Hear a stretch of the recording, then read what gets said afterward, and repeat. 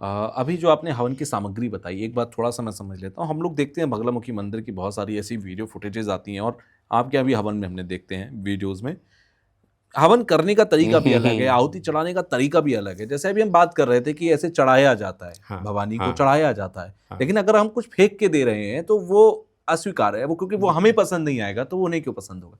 लेकिन जब हम देखते हैं बगलामुखी के हवन हो रहे हैं, गलत माँ है। प्रत्यंगिरा के हवन हो रहे हैं, तो वो एक अलग तरीका होता है आहुति देने का, वो नहीं, तरीका है बिल्कुल ये कोई तरीका या नहीं है, ये। कोई शास्त्रीय पद्धति नहीं है। अच्छा। कहीं भी नहीं लिखा कि आप फेंक करके। आप एक बात बताइए, जब आप यज्ञ शुरू करते हैं तो पहले हम उसी भगवती देवी को तो आवाहन करते हैं। जी। तो मान लीजिए वो देवी अब यहाँ आ गई है, हम्म। तो हम उसको ऐसे फेंक के मार रहे हैं। हम्म। अब ये क्या कहते हैं जो वहाँ के ब्राह्मण लोग हैं या कोई भी लोग हैं हम्म। कि भाई हम अपने दुश्मन को नाश के लिए ऐसे कर रहे हैं। हम्म। अरे भैया, रामायण सीरियल में मेघनाथ ऐसे फेंका करता था, इसलिए वो राक्षस कहलाता था।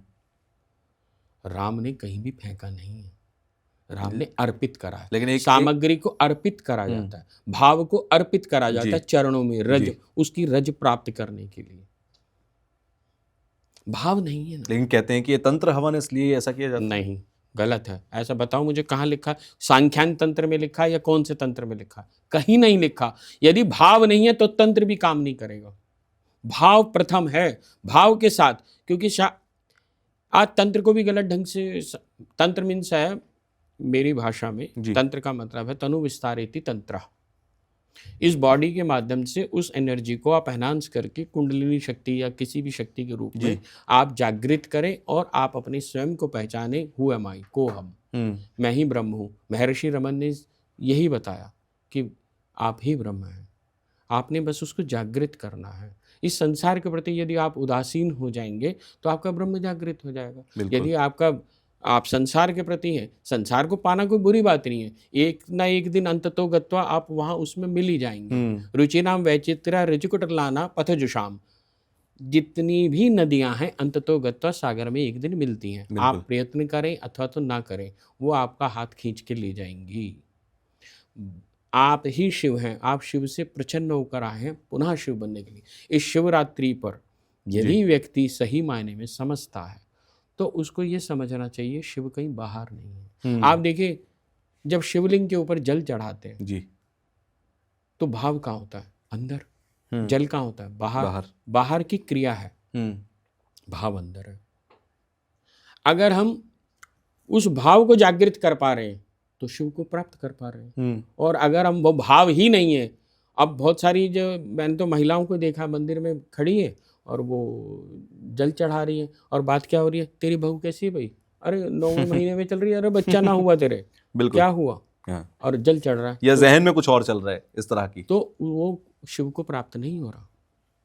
मतलब आप ये कह रहे हैं कि भाव अगर नहीं है तो आप कितनी ही समय लगा लो पूजा पाठ में, कुछ व्यर्थ है, बेकार। बिल्कुल बिल्कुल व्यर्थ है। और जब आप फेंक करके ऐसे दे रहे हैं, आपके सामने कोई रोटी ऐसे फेंक के जाए, खाना आपकी थाली को ऐसे लगा कर, चाहे भरी पूरी हो, कितने मर्जी आप उसमें व्यंजन रख दो, हैं, और शिष्टता ना हो उसके साथ, अशिष्टता हो कि ले भाई खा ले, तो क्या आप स्वीकार कर लेंगे? बिल्कुल नहीं। तो फिर वो तो जब इंसान स्वीकार नहीं कर रहा तो भगवान भगवती कैसे करेगी? ये गलत प्रचलन। तो आप ये कह रहे हैं कि जितने भी लोग ये हवन कर रहे हैं इस तरह से, गलत है। मैं तो वो अच्छा होने की जगह गलत होने के चांसेस ज्यादा हैं। बिल्कुल। वो तो देखिए, माँ बगलामुखी का असली नाम है वल्गामुखी जी। उनका नाम ही वल्गामुखी है। वल्गा कहते हैं लगाम लगाने की क्रिया जी। लगाम लगा देती है। लगाम किस पे? चेतना पर। क्योंकि भगवान विष्णु स्वयं चेतना है जी। और उस चेतना को रन करने वाली जो शक्ति है, चेतना की अधिष्ठात्री देवी जो होती है, वो बगलामुखी होती है, उस चेतना को चलाने वाली। अब व्यक्ति की चेतना अगर शुद्ध है, प्रबुद्ध है, बुद्ध है, तभी तो आप अच्छा काम कर पाएंगे। आप चाहे व्यापार करें, चाहे आप अध्यात्म में जाएं, चाहे आप कहीं भी जाएं, अगर आपकी चेतना सही है, आपके अंदर वह विवेक है, वह ज्ञान है, तभी तो आप उसमें उत्तम प्राप्ति कर पाएंगे। आपको यदि किसानी भी करनी है, आपको ये पता होना चाहिए कि किस समय में कौन सा बीज बोना है, तभी तो वो कहाँ से आया? वो आपकी चेतना में आया। और अगर गलत समय पे गलत काम कर रहे हैं, फिर कैसे होगा? होगा ही नहीं। तो वो चेतना के अधिष्ठात्री देवी है, जो माँ बगलामुखी का साधक होगा, उपासक होगा जी। माँ उसकी चेतना को जागृत कर देगी। अब अगर वो अध्यात्म को पाना चाहता है, वो चाहता है मुझे मोक्ष की परिणति हो, हम्म, तो उसे मोक्ष दिलवा देगी, इस जन्म में नहीं, 2 जन्म में, 3 जन्म में उसके साथ जुड़ जाएगी, उसकी चेतना जागृत होनी शुरू हो जाएगी, वो उसी तरह से उस तरह का कार्य करना शुरू कर देगा। और अगर आपको संसार प्रिय है, आपको व्यापार चाहिए, तो ठीक है, तुम व्यापार में जाओ, कोई दिक्कत थोड़ी नहीं है, आप व्यापार करो, पर चेतना तो शुद्ध होगी, तभी तो आप अच्छे उसको प्राप्त कर पाओगे, किसी मान पद प्रतिष्ठा तभी तो मिलेगी, अन्यथा कैसे मिलेगी। तो माँ क्या करती है, आपकी चेतना को शुद्ध बनाना शुरू करती है। पर वो शुद्ध कब होगी, जब आपके अंदर वह भाव होगा, वह ज्ञान होगा। आज ज्ञान शून्य होता जा रहा है व्यक्ति, और अहंकारी होता जा रहा है। मैं इतना पूजा करता हूँ, मैं इतनी पाठ करता हूँ, और उसका आडंबर करता है, आडंबरी होता जा रहा है। आडंबर रहित भजन और भोजन हमारे यहाँ बताया गया है कि बिल्कुल गुप्त रखना चाहिए, पर हमने उसे सार्वजनिक कर दिया। जो मंत्र नहीं बताने के थे जी, वो हमने सार्वजनिक कर दिए। अब जो भी माँ बगलामुखी की साधना उपासना करना चाहता है, उसको माँ बहुत सरल है कि भाई आप बगलामुखी चालीसा करें, बगला अष्टोत्तर शतनाम करें। इसके लिए कोई भी आपको दीक्षा की आवश्यकता नहीं। यदि आप माँ के साथ भाव के साथ जुड़ जाएंगे जी, तो माँ आपको रास्ता दिखा देगी कि यहाँ चला जा बेटा, ऐसा कर ले, वैसा कर ले। स्वयं हमारे यहाँ मंदिर में आने वाले कितने ही ऐसे लोग हैं कि भाई ऐसे जा रहा था, अचानक से आपका देखा, या क्या हुआ कि आज मैंने रील देखी आपकी आ गई, तो मुझे लगा कि आपके आना चाहिए। सैकड़ों लोग इस तरह से आते हैं, अचानक से आते हैं कि जी बहुत अच्छा लगा आपसे बात करके। क्योंकि मात्र सिर्फ जब आप अपना इस मकसद से जुड़ते हैं ना कि मुझे ये चाहिए। अब जैसे एक माँ हो, उसके 6 बच्चे हैं, और एक बच्चे की हमेशा डिमांड रहती है कि माँ मुझे 10 लाख रुपए दियो, माँ मुझे 2 लाख रुपए दियो, माँ।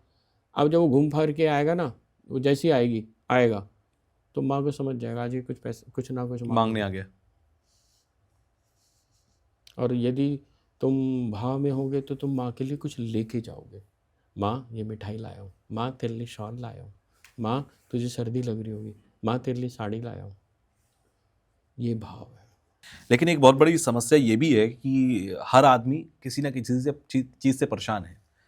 जिम्मेदारियां हैं तो पैसा भी चाहिए, जिम्मेदारियां हैं तो संसार की हम कहते हैं कि ये सब माया है, लेकिन इस माया के बिना तो कोई नहीं रह सकता। अब जैसे आपने कहा, मैं उस बात को बिल्कुल गलत नहीं कह रहा, लेकिन मेरा एक सवाल इसमें यह है कि अगर मैं भगवान के पास जाकर वो जो जिम्मेदारियां उसी ने मुझे दी हैं, भाई मुझे बच्चे को स्कूल भेजना है लेकिन पैसा चाहिए उसके लिए, हर बाप चाहेगा कि मैं अपने बच्चे को टॉप स्कूल में पढ़ाऊं जिसके लिए लाखों रुपए चाहिए होगा। अब वो लाखों रुपए किससे मांगेगा? भगवान से ही तो मांगेगा। तो अब जब वो परेशान है लगातार, तो भगवान के आगे जाकर उसे भाव, वो भक्ति वाला आ ही नहीं रहा, क्योंकि उसे भाव तो यही है कि माँ वो लाखों रुपए चाहिए। 2 बातें हैं, क्या करे वो? देखिए क्या है कि जब हम परेशान हुए तब हम मंदिर गए, या परेशान होने से पहले ही मंदिर चले गए। मैं समझ गया आपकी बात कि सुख में दुख में सुमरन सब करें, सुख में करे ना कोई, और जो सुख में सुमरन करे दुख काहे को है। अरे भाई तुम उससे, मैंने एक ही बात बोली, तुम किसी को भी मान लो, तुम किसी के भी हो जाओ, तुम कृष्ण के हो जाओ, तुम मीरा के हो जाओ, किसी के होके तो जाओ, तुम बगलामुखी के हो जाओ, हो तो जाओ, फिर देखो सब कुछ होगा। पर हम जब होते हैं तो ये होना ही हमारे में एक अहंकार हो जाए, हम उसके हैं। आजकल एक प्रचलन और चल गया, लड्डू गोपाल को ले लेकर के एयरपोर्ट पे घूमते हैं, रेलवे स्टेशनों पे घूमते, गलत है। मतलब आप कह रहे हो कि भक्ति ये प्रदर्शन है। ये देखो जी, हम वहां गए थे वैष्णो देवी, वहां से इतने दिन का ये करके लाए हैं। अच्छा एक और चीज अचानक ही याद आ गई है, शायद मैं इसे माई की प्रेरणा कहूँगा, कि बहुत सारे लोग बहुत सारी जगहों में जाते हैं। जैसे कोई जगन्नाथपुरी चला गया जी, कोई वैष्णो देवी चला गया, कोई अमरनाथ जी चला गया, कोई केदारनाथ जी चला गया, कोई कहीं कहीं जाते हैं। फिर वो अपने रिश्तेदारों के लिए कोई मूर्ति, कोई प्रसाद, कोई सब सामान ले आते हैं जी। तो हम भी क्या है कि भाई गया था या फलाना गया था, हम्म। मामा जी गए थे, चाचा जी गए थे, बिल्कुल। वो वहाँ से जगन्नाथपुरी की मूर्ति ले आए हम्म। और हमने भी वो मूर्ति अपने मंदिर में रख ली। ना तो हम उनकी पूजा पद्धति जानते हैं, ना हम कभी जगन्नाथपुरी गए, ना हमें कुछ पता, पर हमने बिठा दिया उनको और आज के बाद कभी पूजा कर ही नहीं रहे। तो फिर बिठाए क्यों? ये ठीक वैसे ही है जैसे आपके घर में कोई व्यक्ति आया हो और आपने उसको ड्राइंग रूम में बिठाया, उस समय तो बिठा दिया और उसके बाद आप भूल गए। आप बताओ, ऐसे व्यक्ति को जिसे आप पानी नहीं दे रहे, दूध नहीं दे रहे, चाय नहीं दे रहे, कुछ नहीं पूछ रहे, आप उसके ऊपर धूल चढ़ रही है, वो नहीं कुछ कर रहे, तो वह आपको आशीर्वाद देगा या श्राप देगा? बिल्कुल श्राप ही देगा। इसलिए कभी भी कहीं से भी कोई भी कुछ भी लेकर आता है, वो सीधे अपने, कई महंत जी जा रहे थे, फलाना जी जा रहे थे, उन्होंने मुझे 4 रुद्राक्ष दे दिए, मैंने अपने मंदिर में रख लिया। पता चला वो फल देने की जगह विपरीत। कभी कभी हम ना ज़्यादा उत्सुकता के अंदर ज़्यादा ऐसे ऐसे खुद अपने आप ही कर्म कर लेते हैं जी। जो नेगेटिव बन जाते हैं। हर चीज की अपनी एक आयु है, पॉजिटिविटी की भी जी। तो कि ये इसको हम कैसे रखें, कहाँ रखें, क्यों रखें, किस तरह से रखें, ये सब चीज़ें हैं। पर व्यक्ति भूल रहा है क्योंकि उसको जानकारी नहीं है। ऐसे नहीं, मैंने ना बताया लेकर आए ना लें। हाँ, प्रसाद ले ले, प्रसाद में कोई बात नहीं, प्रसाद तो आपने खा लिया, उसमें कोई दिक्कत नहीं। लेकिन कोई मूर्ति वगैरह ली है, वो अपने उसमें स्थापित कर दी, क्यों कर दी भाई? जिनको हम अभी जानते ही नहीं, जिनकी पूजा पद्धति नहीं जानते, जिनको हम कुछ कर ही नहीं रहे हैं, जिनका क्यों रख रहे हैं, क्यों स्थान दे रहे हैं उनको? भाई उनको नमस्कार कर दो, भाई ठीक है, मैं आपने जो प्रसाद लाए हैं उनको मैं ग्रहण कर रहा हूँ, बाकी आप ये मत लाइए। और या पहले ही बोल दीजिए कि भाई हमारे यहाँ इस तरह का कोई मत लाइए, हम अपनी माई की जो भी वो है जी, या भगवान शिव का या जिनका भी जो भी जी, आप जो भी कहते हैं, आपके विष्णु जी भगवान का, है। कृष्ण जी जो भी है, बस उनको एक स्थान दे रखा है, बाकी सबको इतना हम नहीं कर पाएंगे क्योंकि उनके साथ आपकी चीज़ें जुड़ जाती हैं। बिल्कुल। पूजा पद्धति भी जुड़ेगी आपकी, वो तो पूरा करेंगे नहीं।